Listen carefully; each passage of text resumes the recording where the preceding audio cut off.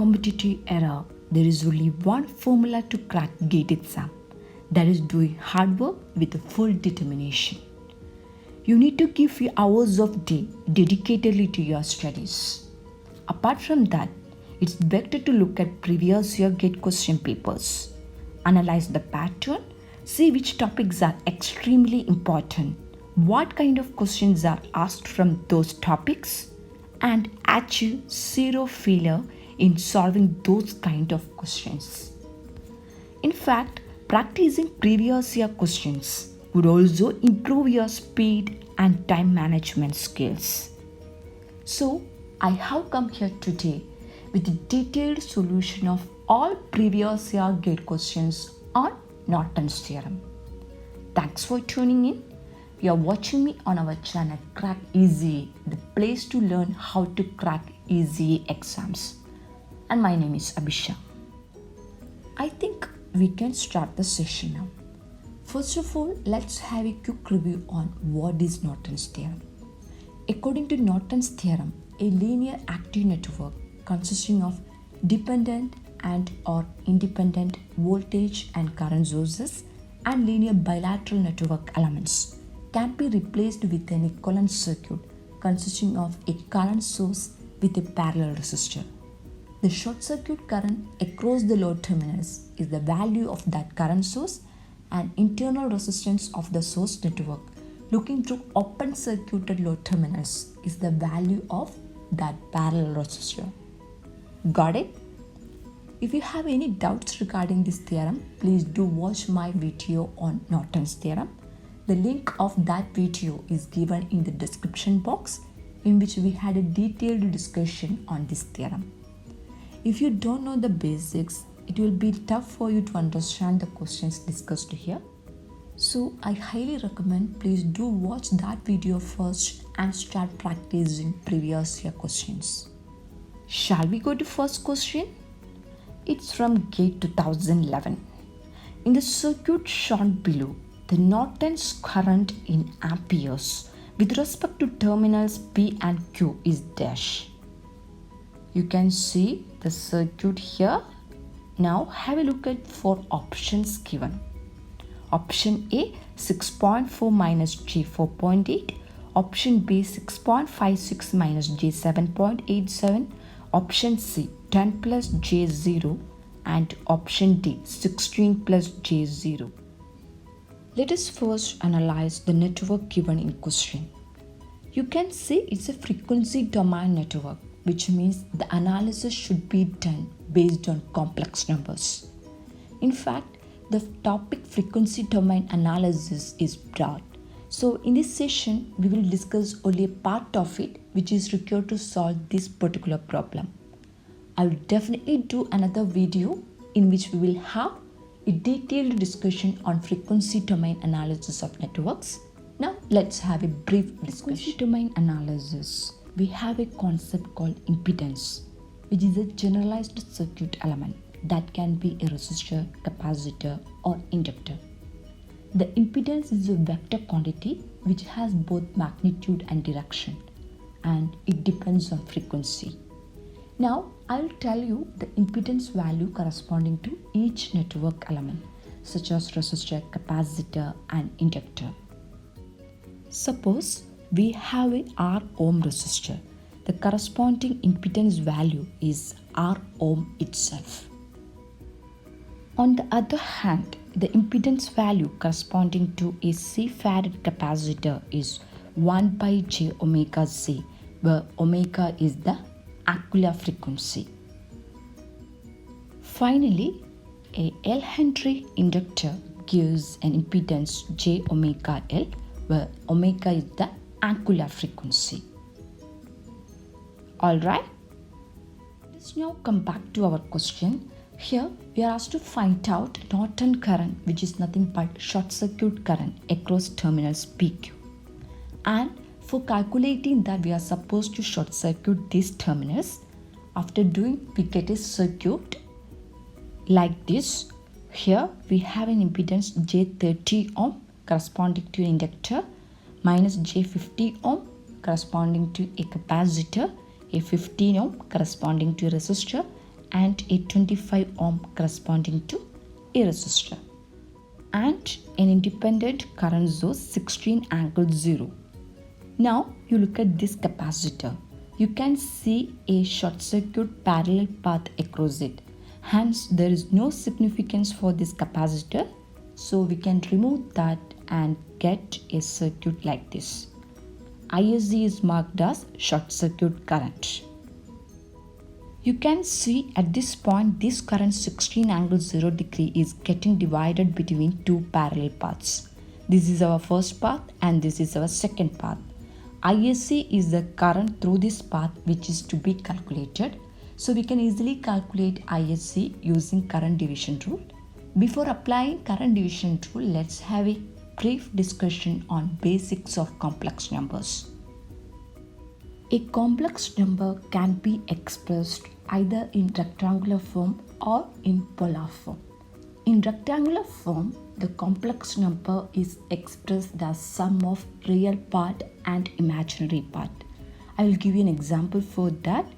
Here you can see Z1 is equal to A plus JB is a complex number which is expressed in rectangular form.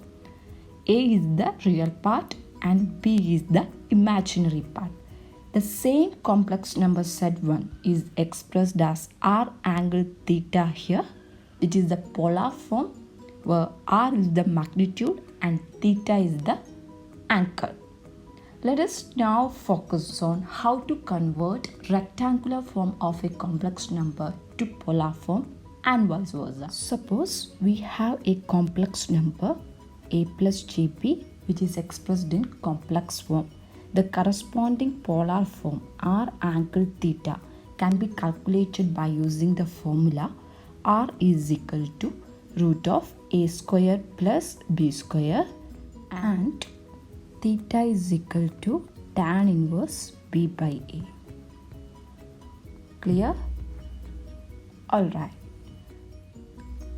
On the other hand, if you are having the complex number in its polar form R angle theta, the corresponding rectangular form A plus JB can be calculated by using the formula A is equal to R cos theta and B is equal to R sin theta. Got it? Now have a look at the network to be analyzed. Here you can see the current source value is expressed in polar form, that is 16 angle 0, and all other impedances are expressed in rectangular form. So what we are supposed to do? We are supposed to convert the polar form of current source to its equivalent rectangular form so that our analysis will be simplified. So let us do that right now. So we are going to find out the rectangular form of complex number 16 angle 0 degree. You know, R angle theta is the general form of polar form. By comparing these two, we get R is equal to 16 and theta is equal to 0 degree. Clear? The real part A of the rectangular form can be expressed as R cos theta. By substituting the values of R and cos theta, we get it as 16 cos 0. That is 16. Clear? On the other hand, the imaginary part of rectangular form can be calculated by using the formula R sin theta. Then by substituting the values of R and theta, we get it as 0. Clear? Finally, we get the complex number in rectangular form as Z is equal to 16. Let us now find out the value of ISC using current division rule.